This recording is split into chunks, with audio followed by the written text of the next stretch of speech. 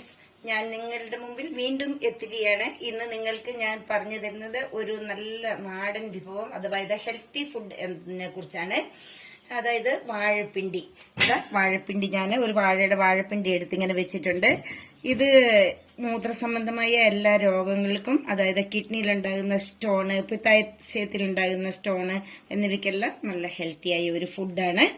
ഇതിന് നമ്മൾ രാവിലെ വെറും വയറ്റിൽ അടിച്ച് ഇതിനെ മുറിച്ച് ചെറിയ ചെറിയ പീസാക്കി മുറിച്ചിട്ട് മിക്സിയുടെ ജാറിൽ ഒന്ന് ജ്യൂസ് പോലെ അടിച്ചിട്ട് ഒരു ചെറിയ 1/2 ലിറ്ററിന്റെ കപ്പിൽ എടുത്ത് കുടിക്കുകയാണെങ്കിൽ നിങ്ങൾക്ക് ഇതൊരു 3 ദിവസം അടുപ്പിച്ച് കുടിച്ചാൽ മതി. മൂത്രത്തിലുണ്ടായിരിക്കുന്ന ചെറിയ ചെറിയ സ്റ്റോണുകളെല്ലാം ഇല്ലാതാകുന്നതാണ്. എന്നാൽ ഇന്ന് ഞാൻ നിങ്ങൾക്ക് മുമ്പിൽ ഇവിടെ കാണിക്കാൻ വന്നിരിക്കുന്നത് എന്താണെന്ന് വെച്ചാൽ ഇതിനെ നമ്മൾക്ക് എങ്ങനെ ഒരു വറവാക്കാം എന്നതിനെ കുറിച്ചാണ്. നമ്മൾക്ക് ഒന്ന് റൗണ്ടായിട്ട് മുറിച്ചെടുക്കണം. ഇങ്ങനെ റൗണ്ടിൽ മുറിക്കുമ്പോൾ തന്നെ അതിന്റെ ഇങ്ങനെ നാരുകൾ വരും. നാരിനെ വേണ്ടെങ്കിൽ അതിനെ ഒന്ന് എടുത്ത് കളയാം. ഇതിൽ നാരുകളൊന്നും അധികം കാണുന്നില്ല. പിന്നെ അതിനെ ഇങ്ങനെ തന്നെ റൗണ്ട് മുറിച്ചെടുത്തിട്ട് ഇങ്ങനെ റൗണ്ട് ആക്കണം. അതിനുശേഷം ഇതിനെ നമുക്ക് ഇങ്ങനെ ചെറിയ ചെറിയ പീസുകളാക്കി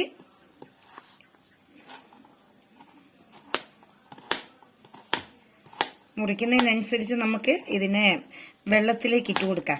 എന്നിട്ട് ഇതിനെ നല്ലവണ്ണം ഒരു വൃത്തിയിൽ കഴുകിയെടുക്കണം. ഇത് ചെറിയ ചെറിയ പീസുകളായിട്ടാണ് ഞാൻ മുറിക്കുന്നത്.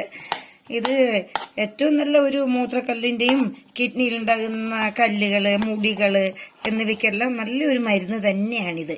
ഇത് നമ്മൾക്ക് എത്ര യൂസാക്കാൻ പറ്റുമോ അത്ര യൂസാക്കാം. 3 ദിവസം ജ്യൂസ് അടിച്ച് കുടിക്കണം എന്ന് പറഞ്ഞാലും അതിന്റെ ജാസ്തിയും കുടിക്കാവുന്നതാണ്. ഇതിനിങ്ങനെ ചെറിയ ചെറിയ പീസുകളാക്കുക. ഞാനൊന്ന് അരിഞ്ഞു വെച്ചിട്ടുണ്ട്. ഇതിനെ നമുക്ക് എടുത്തു വെച്ചിരിക്കുന്ന വെള്ളത്തിലേക്ക് ഇടാം. നമ്മുടെ വീടുകളിലൊക്കെ വാഴ കുലച്ചു എന്ന് കണ്ടാൽ നമ്മൾ ആ കൊല കൊത്തി കഴിഞ്ഞിട്ട് ബാക്കി ഭാഗം കളയുകയാണ് പതിവ്. എന്നാൽ ഇത്രയും നല്ല ഹെൽത്തി ആയിട്ടുള്ള ഒരു സാധനം അതിന്റെ ഉള്ളിലുണ്ടെന്നുള്ള കാര്യം നമ്മൾ ആരും ചിന്തിക്കാറേ ഇല്ല. പിന്നെ ഇതിനെ ഇനിയൊന്ന് നമുക്ക് നല്ലവണ്ണം ഒന്ന് 2 പ്രാവശ്യം ഒന്ന് കഴുകി വാരിയെടുക്കണം. എന്നിട്ടാണ് ബാക്കി നമ്മൾക്ക് ചെയ്യേണ്ടത്. ഒരു 2-3 ചുള വെളുത്തുള്ളിനെ ഞാൻ ഇടിച്ച് ഇട്ടിട്ടുണ്ട്. ഇത് 2-3 പ്രാവശ്യം കഴുകിയിട്ട് എടുത്തതാണ് കേട്ടോ. അതിലേക്കാണ് ഞാനിപ്പോൾ വെളുത്തുള്ളിനെ ഇട്ടത്. അതിലേക്ക് നമുക്കൊരു 3 പച്ചമുളകിനെ ഒന്ന് പൊളന്നിട്ട് ഇടാം. മുറിച്ചിട്ട് കൊടുത്തിട്ട് അരിഞ്ഞാൽ എന്താണെന്ന് വെച്ചാൽ ആവശ്യമില്ലാത്തവർക്ക് അതിനെ എടുത്ത് മാറ്റി വെക്കാം. കുട്ടികൾക്കെല്ലാം കൊടുക്കുമ്പോൾ അവർക്കത് എരിവായിപ്പോയി, അറിയാതെ കടിച്ചു പോയി എന്നൊക്കെ പറയുന്നതിന് വേണ്ടിയാണ് ഇതിങ്ങനെ നീളത്തിൽ ഇട്ട് വെക്കുന്നത്. നമ്മൾ ഇതിനെ ഇങ്ങനെ മുറിച്ചതിന് ശേഷം അതിലേക്ക് നമുക്ക് ഒരു സ്പൂണ് ഇല്ലെങ്കിൽ കുറച്ച് ആവശ്യത്തിന് മാത്രം മഞ്ഞൾപ്പൊടി ഇട്ട് കൊടുക്കുക. ഞാനിവിടെ ഒരു 1/4 ടീസ്പൂൺ മഞ്ഞൾപ്പൊടിയാണ് ഇട്ട് കൊടുത്തിരിക്കുന്നത്. ഉപ്പ് ഇട്ട് കൊടുത്തിട്ടുണ്ട്.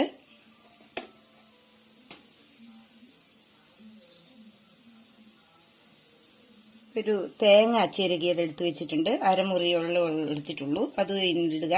എന്നിട്ട് നമുക്കതിനെ ഈ വെളുത്തുള്ളി ഇടിച്ചിട്ട് വെച്ച് എന്തിനാന്ന് ചോദിച്ചാൽ അതിന്റെ രസമെല്ലാം ഒന്ന് ഇറങ്ങി ഇതിന് പിടിക്കുന്നതിന് വേണ്ടി ഇതിങ്ങനെ വെച്ചിരിക്കുന്നത്. ഇതിനെ നമുക്കെല്ലാം കൂട്ടിയിട്ട് നല്ലോണം ഒന്ന് മിക്സായിട്ട് ഇളക്കി കൊടുക്കണം.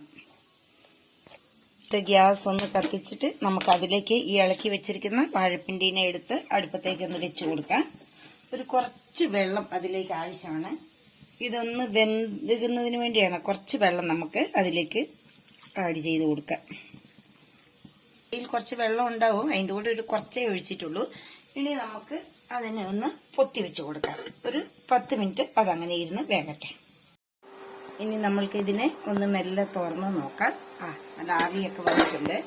നല്ലവണ്ണം ഒന്ന് നമുക്ക് ഇളക്കി കൊടുക്കാം.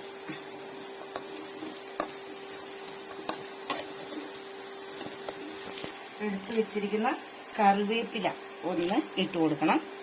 എന്നിട്ട് വേണം ഇതിനെ ഒന്ന് നല്ലവണ്ണം ഇളക്കി കൊടുക്കാൻ.